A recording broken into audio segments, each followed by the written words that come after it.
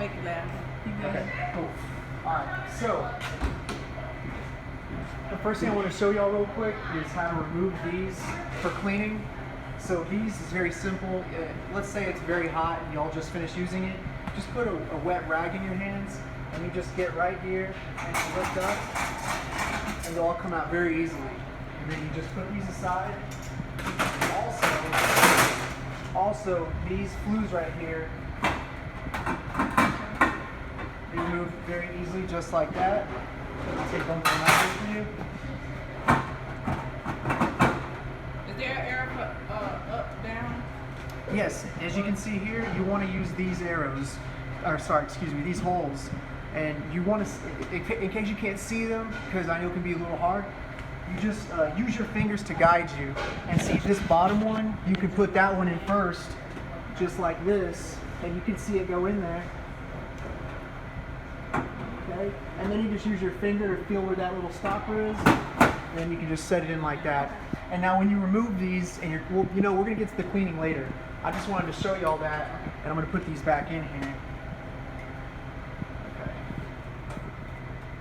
Follow my own rule here. Okay, we just want to do that. Just put them right there. Easy. Now they're both in there. And now I'm gonna put these back in. Now what I would ask y'all to do is, these have holes, every inch, I guess. But what you want to do is starting from the bottom, put it in the second hole, and then every other hole, and that'll give you the right amount of room, and you can space things out properly. So, but on here, you start on the first one. You just set them in like that. I'll try to do this quickly.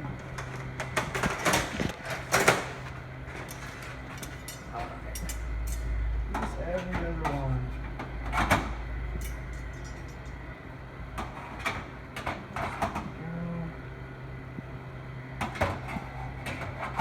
Okay. Here, we see those.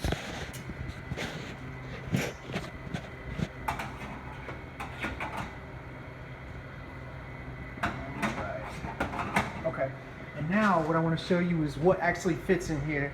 Now here I have a 4-inch hotel pan, but usually you're going to put 2-inch hotel pans in here.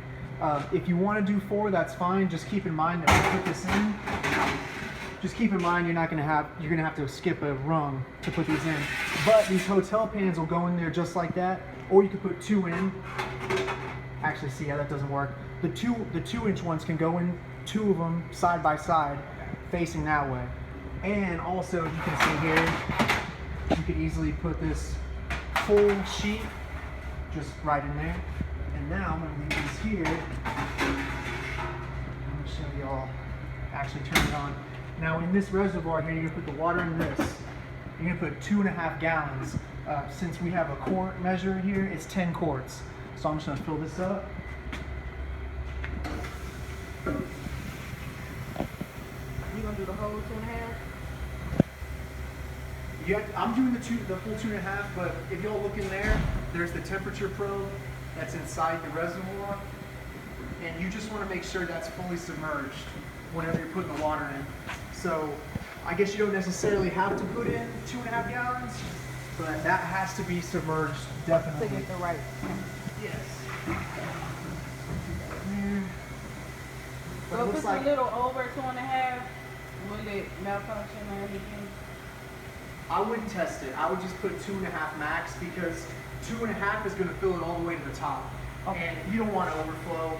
I don't think it's going to break the piece of equipment. It'll be just fine, but you just don't want to have that overflow, because when you open that door, you don't want water coming out at you.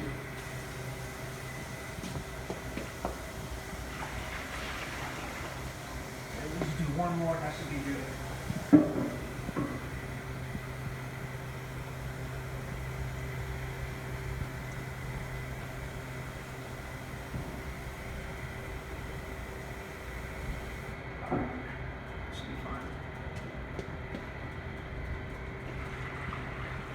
Okay, probe's fully submerged, so I'm gonna have you close it right here, and obviously just close this, nice and easy. Turn it on like this, and now there's 2 settings on here. There's your food temperature setting, which is also going to be the water temperature. So it's the same thing, food temperature, water temperature. And then you're going to have your food texture, which is going to be the air temperature, which is obviously the food texture is going to be on the outside, just like the air. So hopefully that can help you remember it. The general setting for this is going to be 150 degrees for the food temperature and plus 30 degrees for the air temperature. So you're always going to have the air temperature higher. That's why it's got these plus. It's always going to be plus the water temperature, the food temperature. Okay. And now 150 plus 30 is going to be the general setting. However, I'm really recommending that Frank and Will put in the fried chicken in here and the brisket. And you know the brisket's going to have that crispy bark on the outside, but it's going to be juicy on the inside. So for that, I would recommend the general setting for y'all's operation to be 140 plus 40. Very easy to remember, but I'm going to write all this down. I'm going to send it over to Frank and Will, and maybe they can post it here or something, so you guys can always see it, always remember it. Now I'm going to try to let it kick up and get a little bit warmer.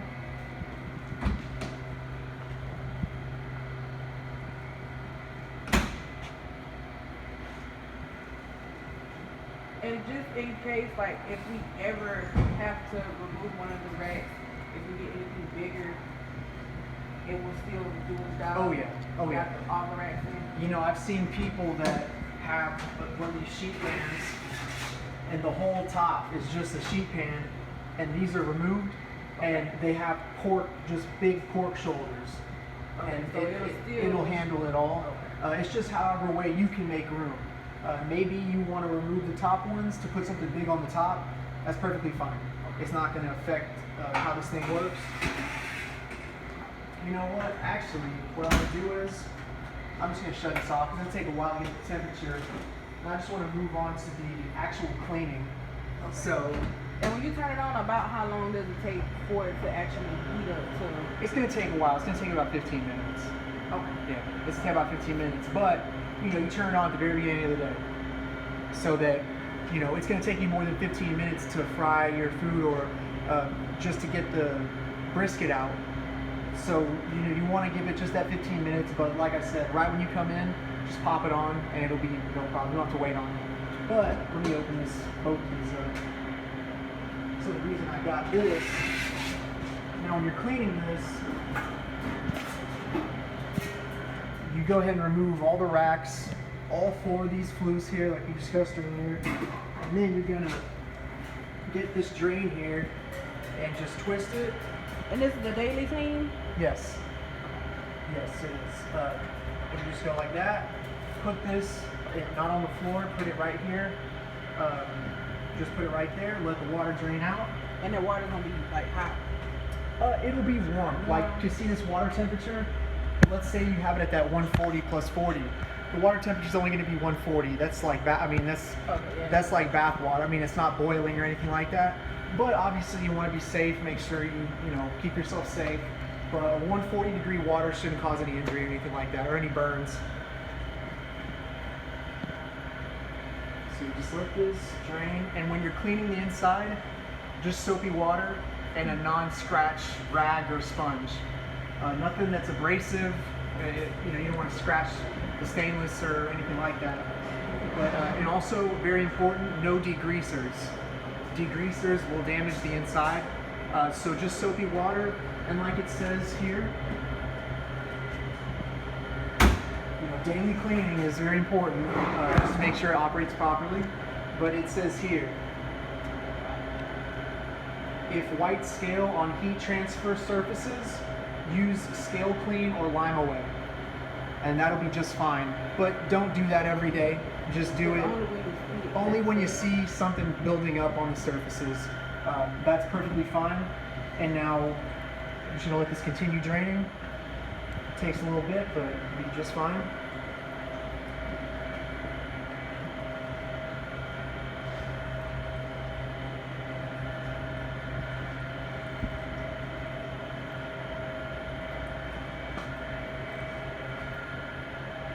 And also just to show you some of the other settings, the 140 plus 40 is the general setting, like I said, that I'm recommending. However, it might need to be tweaked. I don't know for a fact that that's going to be perfect. And it but doesn't go by the pound? No.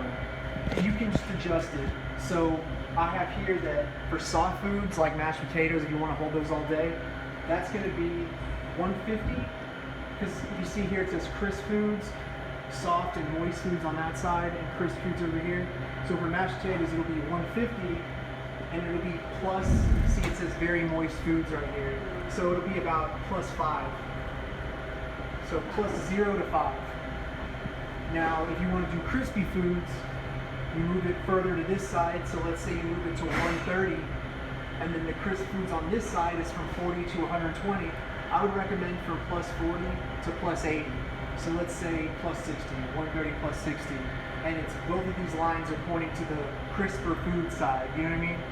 But like I said, for that brisket, you gotta have a juicy, tender inside. So you don't wanna go too crazy with that. Oh yeah, exactly. And the thing is about this cabinet that's so great is, so yeah, plus 140 +40, that's good. But the thing about this that's so great, if you cook a 16-pound brisket and you leave it out on a warming table, it's gonna lose like 40% of its yield. It's gonna shrink. All the juices and moisture are gonna fall out because everything wants to be equal in equilibrium. And so the dry air is gonna pull that moisture out. What this does, it creates vapor, water vapor, a humid environment so that the water doesn't wanna go out, because it all equalizes and it stays in there. And so when you're talking about holding a brisket in here for 6 hours, you might only lose 10 to 15% yield. And that's a huge difference. When you are doing a buffet, man, you can't have product going to waste like that. So that's why I highly recommended this unit. And also with that fried chicken, to keep up with the demand, I mean, you're doing fried chicken day out there, let's say y'all are killing it, 200 people sitting down eating, you know, you don't want to have the fryer keep up with everything. You can make a good amount of fried chicken, keep it in here, and it'll be ready to serve for 4 to 6 hours all day long. And so it's all just to be more efficient and just be easier on all the equipment. You know, let this do a lot of the work for you. Now, should let it keep on flowing here. It's got a little bit of ways to go. But when you do this, let's say this is dirty water, you've been using it all day, and you just drained it.